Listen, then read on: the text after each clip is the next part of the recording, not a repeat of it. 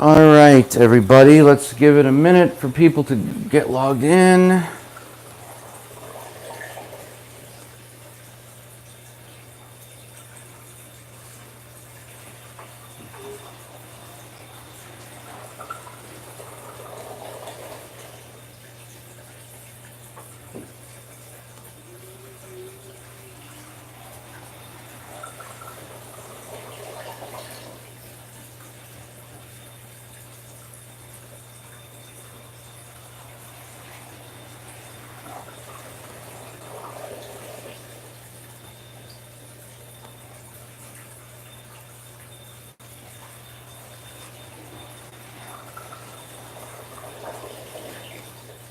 Happy Saturday, everybody. I'm just setting up and then we'll just do a live chat.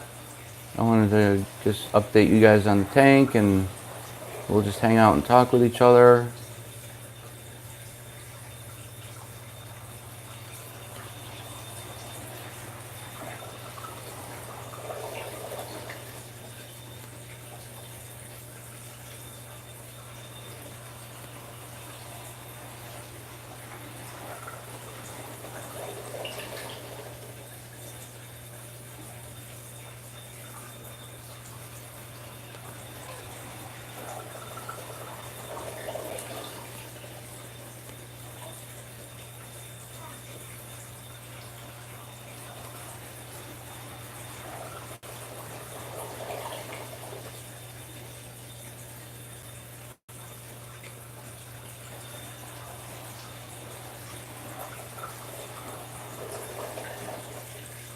Okay.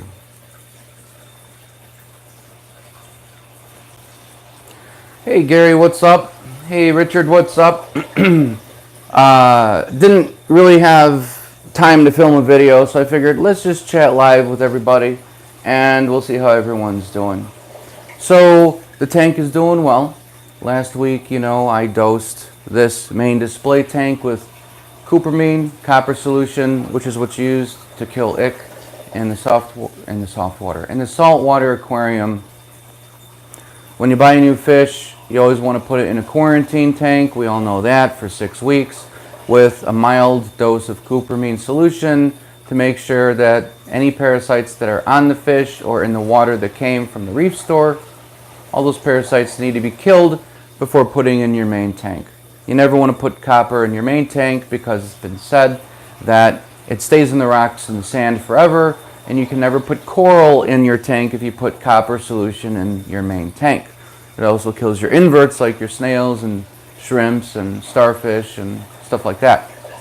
Well, last weekend I dosed copper in this tank, and we're going to see after about 6 weeks of water changes if it's safe to put a coral in. I'm sure it'll be fine. Now if there was already coral in this tank and I dosed the copper, they would die. Alright? So that's not the point of this. The point is to see how will the coral do after the copper is out. Maybe it takes 6 months for the copper to be out. We'll see. So I just wanted to say hi to you guys and do a little chatting with you, and like I said, fill you in on the tank. Everyone's doing really good. This guy right here, the Harlequin Sweet Lips, he's getting big. When I got that guy, maybe, I don't know, 10 weeks ago, because he was in quarantine for 6 weeks, he's almost, well, not doubled the size, but I can tell there's an extra ½ an inch to him. He's looking good. A lot of people with the Harlequin Sweet Lips fish, let me show you what he looks like.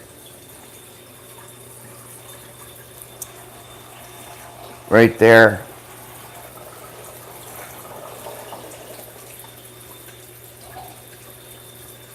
They don't really eat well, but he eats like a little pig. He eats frozen food by Rod's Food. He loves that stuff. So the tank's doing good. I'm going to do my 10-gallon water change today.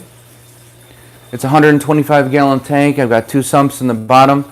I'll do a 10% water change, which is 10 gallons, maybe 15. Everyone's eating really well.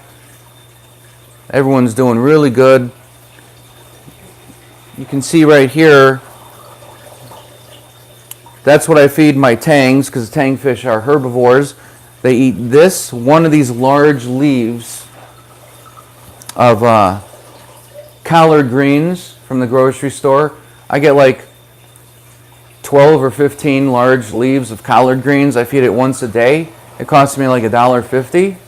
So it'll cost me like, I don't know, $4 or $5 a month to feed them. So they made short work of that. That was a huge leaf, like yay big and that wide, and it's gone. That was in there last night. So collard greens or bok choy for your tangs. Some people say the tangs don't go after it. My guys devour the collard greens. They love it. For the clownfish, there's 5 clownfish in here. They all get along really well. They eat Rod's food. So I feed Rod's food and collard green leaf every day. Sand bed's doing well. As you guys know, I went from no sand bed. Hey Thomas, what's up? We'll have to chat later. It's been really busy. So what was I saying? Yeah, I went from no sand bed to, now there's a bottom bevel here that's an inch. So this is about 2 inches. So this is 3 inches right here. Towards the back where you really can't see, it's 4 inches. And in the front, it's more like 2 inches. So there's 200 pounds of sand in here. And leveled out, it's about 3 inches across. But with the fish kicking it up and me moving it around a bit, it's deeper here than here. So I'll add another bag in the front and then a second bag in the front, making it about 240 pounds of sand. So the sand bed's deeper. The quarantine tank that I set up for the coral, it's doing well. That's been set up for 2 weeks now already. For a substrate, I've got miracle mud that came from this second sump. I've got 5 inches of miracle mud in my second sump. I took some of that out to make a 2-inch deep sand bed.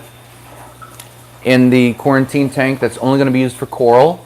You got to have 2 quarantine tanks, one for new fish, one for new coral. The difference being the quarantine tank for fish that you keep in there for 6 weeks, this fish for 6 weeks when you get them brand new from the store, that's got like a half a dose of cupramine to make sure all parasites are dead.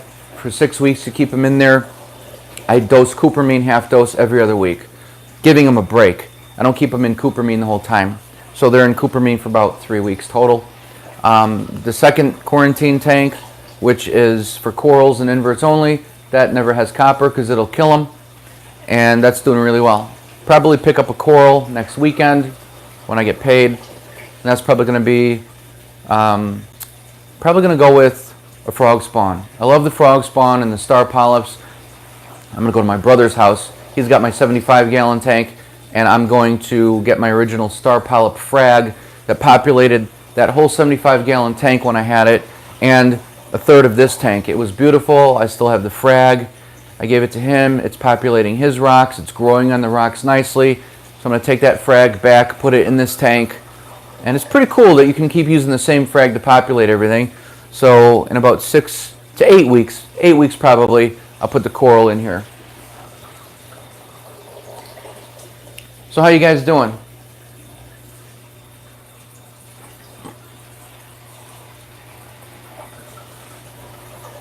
You guys get any new fish? Oh, by the way, before I forget, in the video description of all the videos, don't forget to check the links for all the gear that I use. If you like a product that I talk about, you can get it from Amazon. I get pretty much all my stuff on Amazon. It's delivered right to the door. It's great. I don't have to go anywhere, and it's cheaper. Since I have Amazon Prime, it's free delivery, and rarely there's any tax. So it's great. Live stuff, though, and Rod's food, I go to my local reef store for that. For those of you new to the channel, I'm Steve, and I do saltwater aquarium video every Saturday morning. Today I decided to do a live stream, which I'm going to probably be doing more of. I didn't have plans on filming a video today. I just wanted to give you guys an update on the tank and kind of what's going on, so there's not much to talk about. So instead of filming that, I just thought I would open it up to a live video. We used to do those a lot on Friday nights. That was cool. Speaking of live videos, I've been in touch with Scott from Mile High Reefers, a friend of mine, and we used to have a channel together called, I forgot what it was called. Scott will chime in, but it escapes me. We stopped doing that after about a year because it was just too much with both of our channels. The upkeep on mine, the upkeep on his, day jobs, families, everything. So we're going to do a video here and there together. And that'll be fun. I miss doing that with Scott. It was always a lot of fun.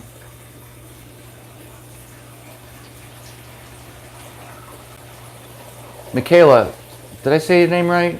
Is it Michaela?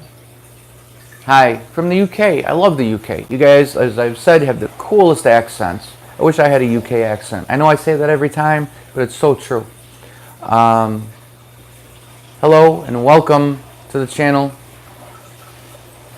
Richard, you got a Darwin fairy wrasse 2 weeks ago in quarantine now. Sweet, sweet, sweet. I do check out your guys' channels, so I'll check out that fish. I don't make comments on the channels as much as I used to. It just takes more time. But I do navigate around to the people who comment the most on my videos just to see what you're up to and what your tanks look like and all that. Oh yeah, I forgot to say, don't forget to check out the Facebook group, Rod or Two Brief. That's in the video description of most, or if not all by now, the videos. Check out the video description for all the gear that I use. If you're interested, click on the links to Amazon, where I get most of my stuff, and the Facebook group. We've got almost 900 members for that Rod or Two Brief Facebook group. It's such a great community, and there's no jerks allowed. You can feel very comfortable posting questions, whether you're new to the hobby or you're an expert. We've got a lot of people who are very quick to jump in and answer any questions that you may have, as silly as you may think they are. There's no such thing as a silly question, and we're here to help. It's a fun hobby, and it's just a great community. I'm proud of it. The moderators do an outstanding job.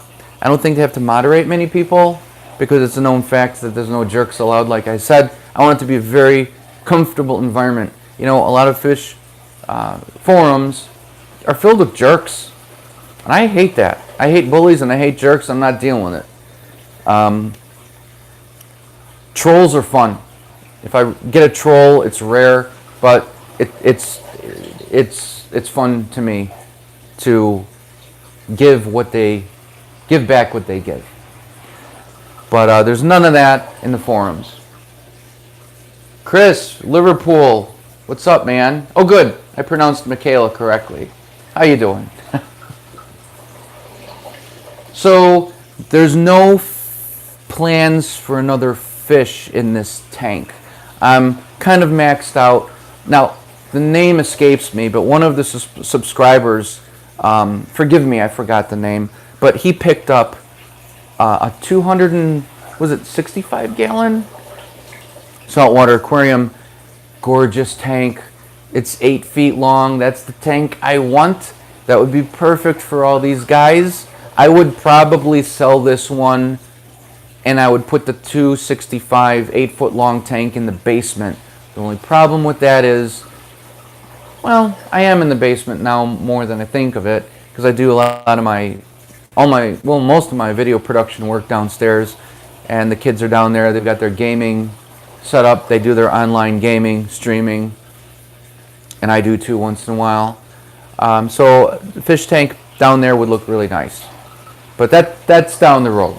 That's down the road. There's more expenses, and I just can't afford it, and I don't really want to afford it. But the fish are doing really well in here. They're all peaceful and calm. You know what? One thing I wanted to tell you. You know how when you've got a crab and or a shrimp, and they molt out of their bodies, and you come to the tank and it looks like they're dead. I mean, there's just their body sitting there, came out of their shell if it's a crab, and it looks like they're dead. Well, then you find them a few days later. They actually go into hiding for a few days because their bodies are softer, and their new skeleton, which is exoskeleton on the outside, hasn't had enough time to harden up properly. So they go into hiding so they can't be attacked until that hardens up. Well, anyway, my white thin striped hermit crab, I woke up last weekend to find him dead in the sand, or so I thought. And I know what a molted exoskeleton looks like. Most of it is see-through. Not this guy. It was his complete body, antennas and all, which I know antennas come with the exoskeleton. But you know what? Like 3 days later, I was cleaning the tank last weekend and I saw the guy on the rock. Check this guy out. He's alive and doing well.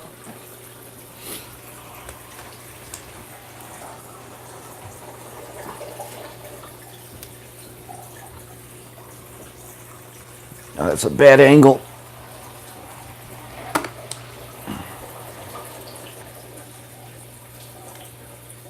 There he is. He's back in his original shell. He goes to town on the collard greens that the fish leave behind. Oh, how you doing? There's little Nemo guy. Good morning, dude. So there's the full leaf. It was like 9 inches easily wide last night. All the tangs took care of it, and this will disappear. When I do a water change later today, I'll take that out. But the hermit crab, this guy, he's gotten big, and he loves to eat on the stem. He also goes through the sand, and he eats all the detritus, which is the fish waste. But you can see he's working on that stem. I love watching that. And he eats that as well, which was pretty cool to see. I love that guy. So not only does he sift the sand bed, he cleans up all the fish waste and the uneaten food on the bottom. This guy is the only cleanup crew I have.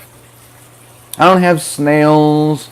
I don't have anything like that. I used to, have like 50 snails. I haven't had any cleanup crew in probably 2 years. I mean, I have nothing in this tank. The only cleanup crew, if you will, that I have is the amphipods and copepods, which are food for the mandarin. The mandarin's here somewhere. He's doing really well. But yeah, this is the only cleanup crew I have. I'll probably get another one of these guys. I really like them. This thin striped hermit crab. He's grown twice the size. Let me see if I can put my finger there so you get an idea. Well, no, not really. But he's a good size. I've got some other shells I put in there, so when he outgrows that one, he can go into those guys. Now, he was picking at these the first couple weeks that I put those in the tank. He decides he wants to keep his main shell. He loves that shell. That's the one he came in, or actually no, he came in a smaller one when he was a little guy, and that's his favorite. He really likes it. You can see there's some coralline algae. It's slightly purple on his shell, and he's doing really well.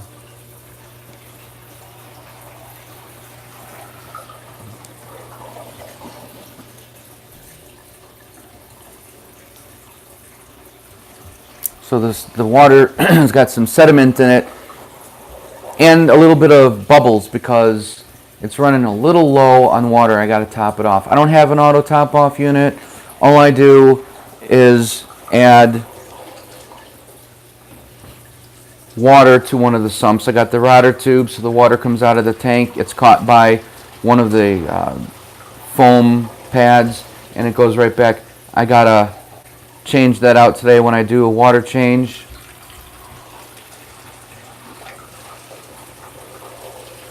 And add more water.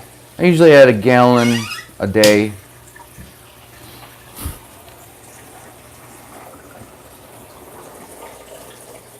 So you can see the bubbles coming up from top there.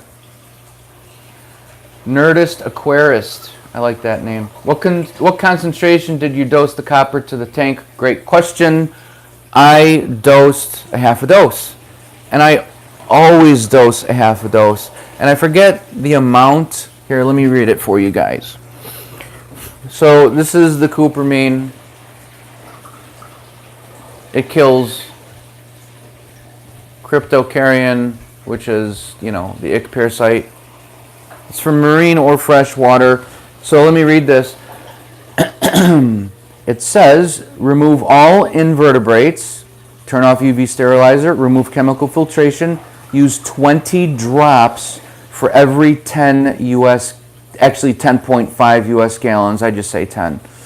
So use 20 drops for 10 US gallons. So in school they said, you'll use this math problem someday. Yeah, you do, because check it out. We're involved in one right now. So use 20 drops for every 10 US gallons.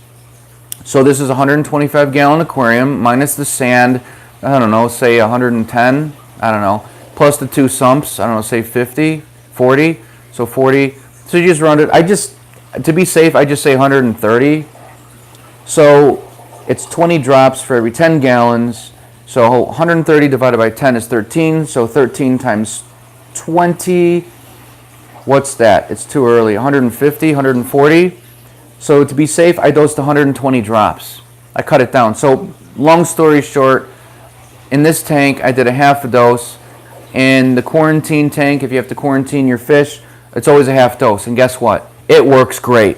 Because if you dose the full 20 drops for every 10.5 US gallons, that's really close to toxic levels. It's not just me saying it. I've done a lot of research on everything I talk about, and I've read that in a few legitimate places. So half a dose is more than enough, you guys. Totally more than enough. The place I get most of, if not all, my fish from, they keep a mild copper solution, I think of 10% in their tanks at the store, which is really good. So I still quarantine even after knowing that. And I asked them, even though I was going to quarantine anyway, I said, hey, should I still quarantine, just to see what they'd say? And they're like, yeah, we would still recommend quarantining your fish. So I do 50%. I always cut it, and it works great.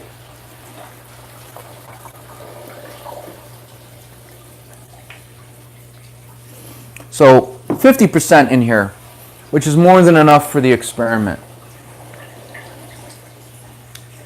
King of Soul, why not do the testing on a smaller quarantine tank? Dosing copper in 100 plus gallons seems like so much more work. No, how do you think it's more work? That's my question.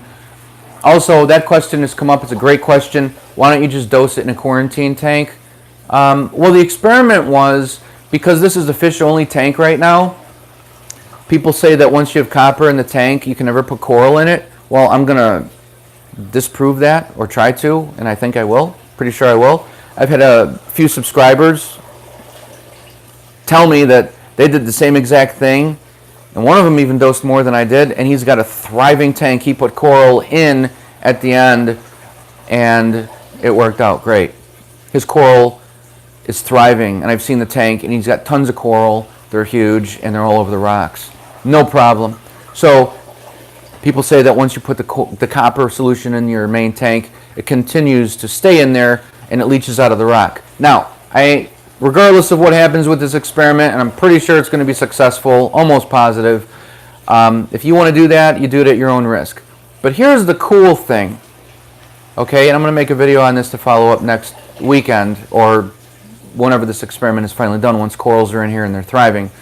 So let's say that you get ick outbreak on one fish. We all know that it's in your water. Just because one fish has it doesn't mean that that one fish just has it. They're all going to get it because they're going to spread. Let's face it, they're in one tank together, trapped in a glass box, and the ick isn't just on the fish, it's in your whole water column, and they multiply like crazy. So if one fish has it, they're going to jump off the fish and infect all the others really quick. Okay? So once your tank has it, it'll always have it unless you eradicate it. So what you have to do is remove all these fish from your main tank, put them in a quarantine tank, make sure that tank is, you know, cycled and everything's cool, there's bacteria in there and everything's good. It's a lot of work. The fish hide, they get stressed out, they're already sick, and you're going to remove your rocks. I've removed all these rocks when I had the 75-gallon tank when I had my outbreak, and I put them on the floor on a tarp. It was a lot of work. You take the fish out, you put them back in. Well, how cool would it be? I was thinking about this the other day, is if you get an ick outbreak, what if you just leave all your fish and rock in the tank, just put your coral in a quarantine tank, and you treat your main tank here with cupramine for 8 weeks, right? keep your coral safe and sound in a tank with no cupramine by itself for 8 weeks. And then after 8 to 10 weeks, probably 20 weeks I would wait, because you want the copper to be out of this. So 6 to 8 weeks in the aquarium with cupramine, copper solution. Wait another 10 weeks to put your coral back in. It's a lot easier to take all the coral out than it is the fish. Just a thought. And why would you take the coral out? Well, because you got to dose your tank with this stuff to kill the ick parasite, right? And you want to put coral in a separate tank with just salt water to keep them safe and protected against the cupramine copper solution. After the ick parasites die, because you dosed it with this copper solution in this main tank, you can put the coral back in. Now, any parasites that are in that quarantine tank with the coral, they're going to die because there's no fish to feed on, so their food source is not present, the fish, so the ick or marine velvet will die. I think that's an easier thing, because a lot of people say, I can't get the fish. They keep hiding in the rocks and the crevices. I can't reach them. Well, you've got to get all the fish out, because as long as there's one fish in there alive, that's a food source for the parasite, and the parasite won't die until all the food source is gone. Does that make sense? How about copper getting into the sand? Yeah, well, that's another test. The copper, we're going to see. People say that it stays in the sand and it stays in the rocks forever. Well, like I said, that one guy, a few people, they had dosed it in their main tank and then put corals in after, a month or two after, and the corals are fine, and they continue to be fine. So this is just a test I've always wanted to do. When it works, if you do it and it doesn't work, I mean, there's so many variables in this, but it's pretty simple, really. You can dose your main tank with copper and wait a couple months before putting any coral in there. Maybe wait 3 months. Maybe you didn't wait long enough. Maybe you OD'd with the copper. Maybe you did something else. I don't know. But I can't be responsible for it if you decide to do it. But I dosed like 120, 150 drops in here last weekend. 6 to 7 weeks from now, I want to put my first coral in here. And we'll go from there. Make sense? So anyone else get any new fish? Anyone else new to the channel? Anyone else join the Facebook group? ROD2 Brief, check it out in the video description. It's such a killer community. I love it. And I never watch TV. I really never do. I always just do my YouTube stuff, or I watch this tank. There's the Fowleri Tang. Had that guy for like 3 years now? No, 4 years. Wow, 4 years now. Beautiful fish.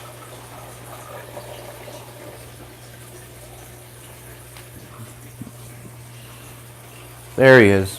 Love that guy. Looks so much better in person. I wish you guys could see him in person. There's the Sailfin Tang.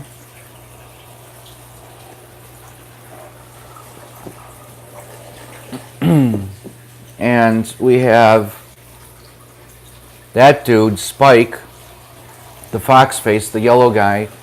I named him Spike because, sorry about the sun coming in on the tank.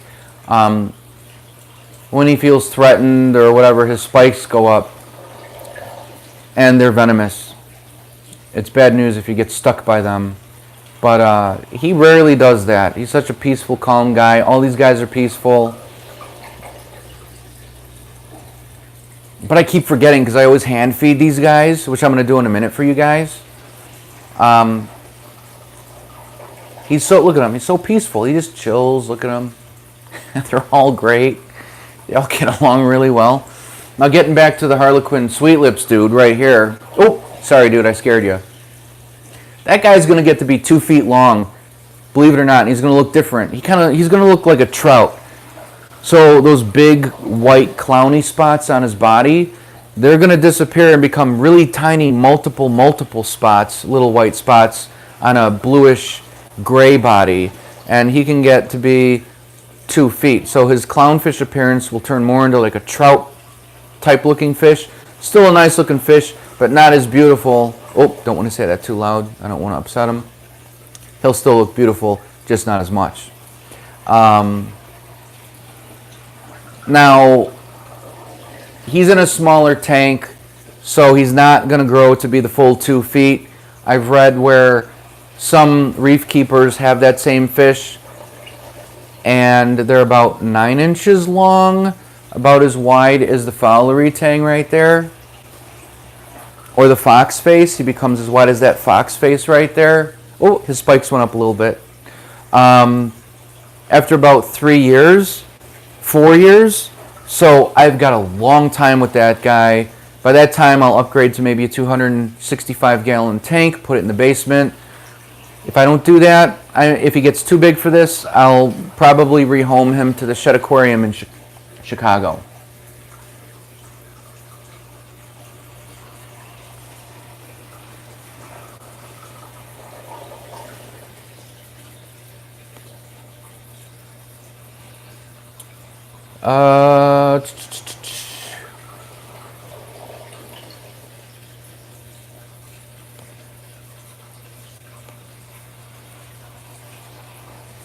Hey Josh, what's going on?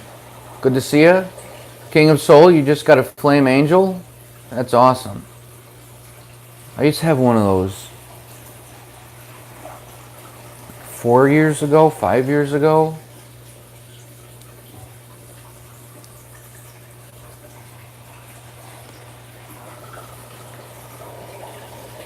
Nerdist, Aquarist, I'm waiting for 4 fish to arrive within the next 2 hours. Just got out for delivery alert. Nice. So where did you order them from, and what did you get? King of Soul, I'm pretty sure I still have ick in my system. I just feed vitamin-enriched foods to keep them healthy. Haven't had a fish lost in over 1.5 years. Well, I hate to say it, but keep doing that. That's good. But vitamin-enriched foods, it's not going to be enough to get rid of that parasite, because, I mean, you got to kill the source. You got to get rid of the parasite. So feeding your fish will keep them healthy and strong, but when they're not as healthy and strong, well, that's kind of a foolish thing to say. Let me take that back. You always want them to be strong and healthy, but no amount of feeding and no amount of food, no matter how good it is going to protect them from a flesh-eating parasite, you know? I mean, like, my example is, if you have, you know, protein powder, you exercise daily, you eat good foods, you eat fruits and vegetables every day, are you going to be able to survive when attacked by a zombie when the zombie apocalypse breaks out? You can't say, well, I ate well, I don't know why I was eaten alive. I know that sounds silly. It is funny. That's my kind of humor. But that's true. That's the same principle here.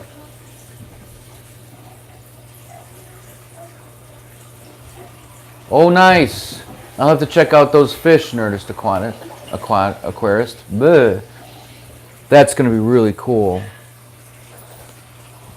You could fight the zombie off. That's a whole talk for another time.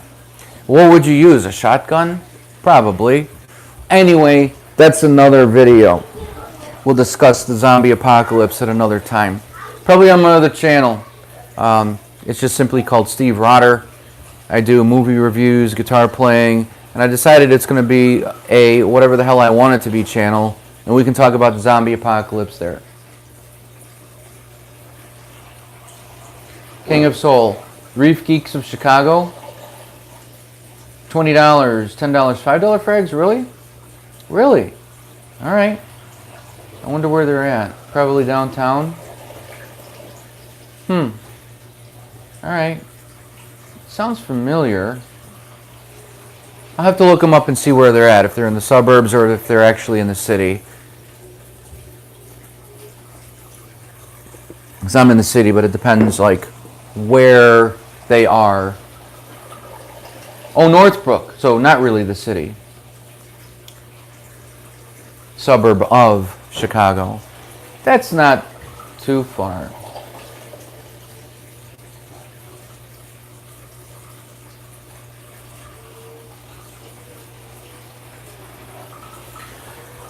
So I got to clean the glass. Everything's doing really well. No more hair algae after I dosed it with the hydrogen peroxide. Such a killer way to get rid of that. And it's been gone ever since. I had to knock it out, and it stayed gone.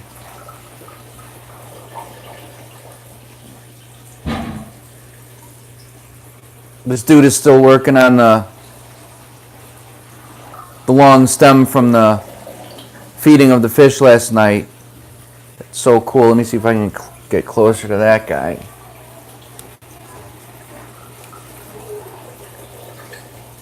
Yeah, there he is. I love watching that guy.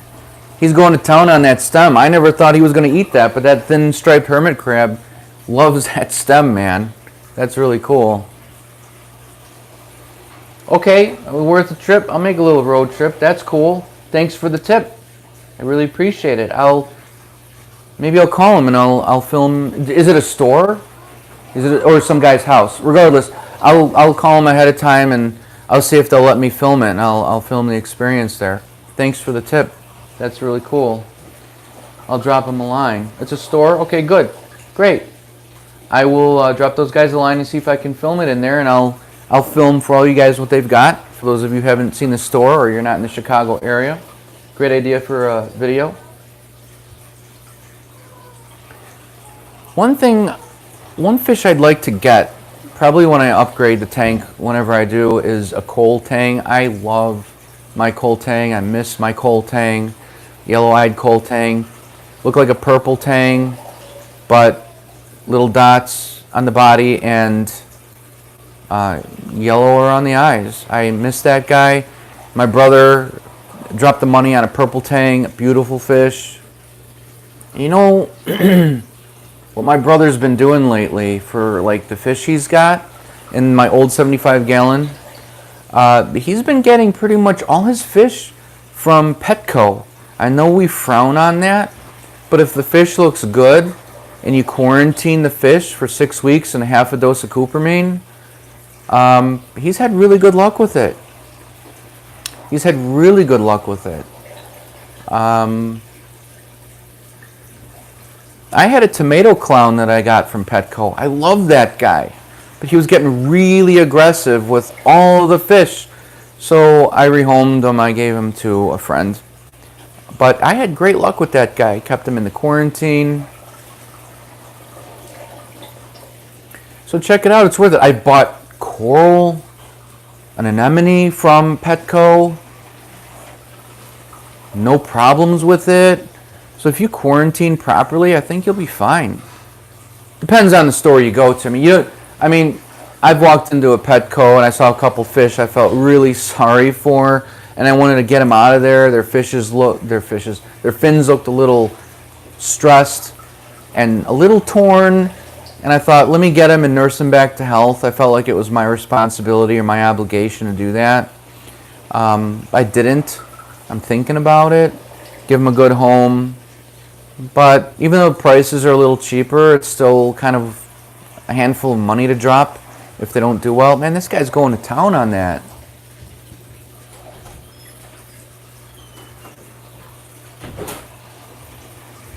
Yeah, King of Soul, you're right. Fish are cheaper and healthier at some LFSs, the ones that quarantine their fish.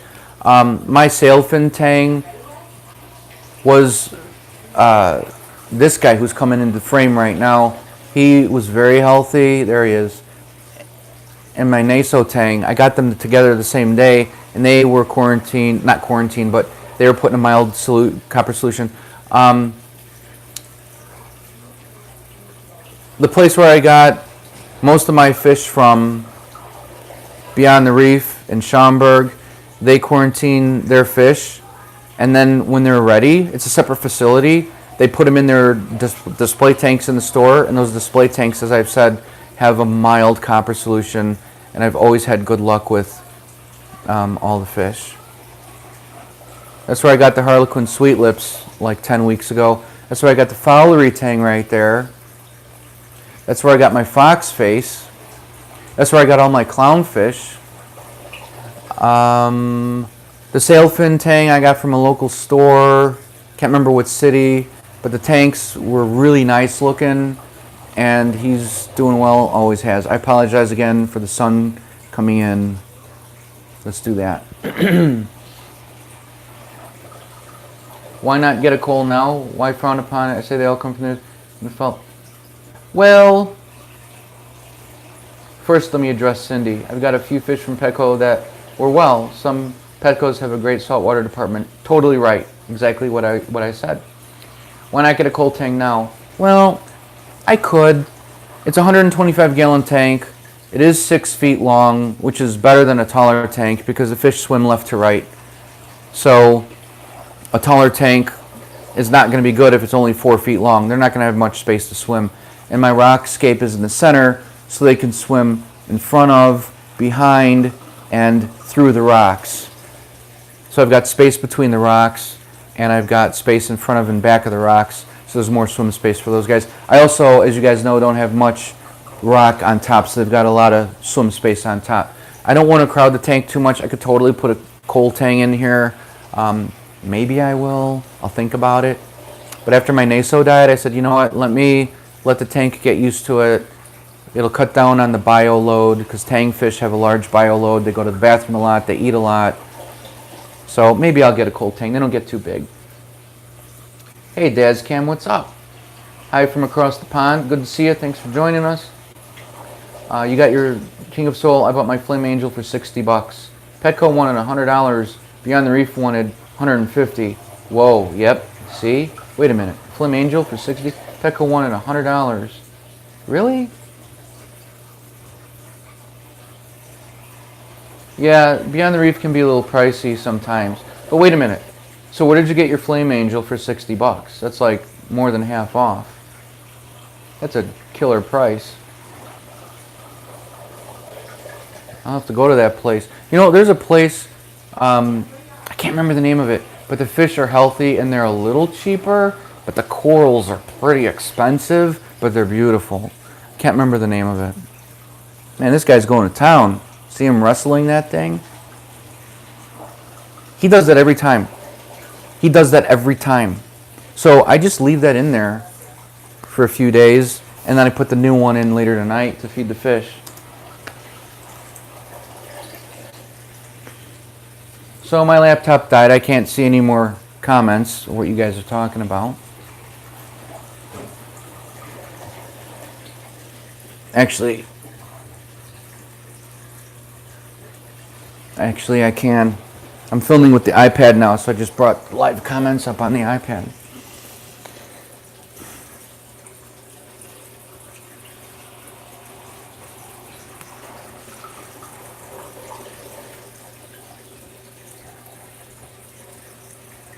So how you guys all doing? Anyway, I guess we'll end here. Hey, Bucky ABX, good to see ya. So you guys, I'm going to do a water change. Have a good weekend. I'll keep you posted as always every weekend. Thanks for subscribing. Check out the Facebook group. Link in the video description of all the videos, of the gear I use, and the Facebook group. Bronx Reefer, what's up, dude? You're late to the party. I was about to sign off. I'm glad you came in. What's up, man? So today I'm going to spend some time and check out your channels.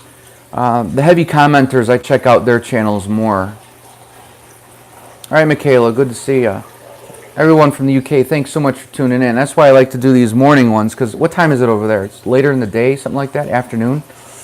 That way you guys can hang out, as opposed to doing like a Friday night live video like I used to. But it's cool to just hang out and chat with you guys. I love doing videos. 16:03, so that's 4:03 p.m. All right, okay. You guys are awesome. Thank you so much. And later today I'm going to go through the videos on YouTube and I'm going to check out your channels. Like I said, the heavy commenters I check out first. It's just a way to weed them out. You know, obviously all I have to do is go to the comments, click on your name, and I'm right to your channel. So that's it. Tank looks really good. It looks so much better in person. I can't wait to get corals in here. I'll keep you guys posted, of course. That's what this channel is all about. And teaching you guys things, taking you through the journey of my tank. I would like to ideally have my coralline algae, the bright purple rock again, and the star polyps all over the place. Initially, I wanted to have no sand bed, as it was gone for a year, and I wanted to have star polyps on the whole bottom of the tank, the glass. But I love the sand, and it acts as a great biological filter, the sand bed. So that's it for now. Take care, you guys. Thanks so much for watching and subscribing. You guys are awesome. Thanks to everyone from the UK and the States and everywhere else for tuning in. And you guys are awesome. Check out the Facebook group. I look forward to seeing you all there. And post photos and videos of your tank as well. It's always great to see them. Hey, Nerdist Aquarist, thanks. And thanks for the tip. I'm going to check out that coral store and film it. I'll get a hold of them maybe today. Thanks, you guys. Talk to you later.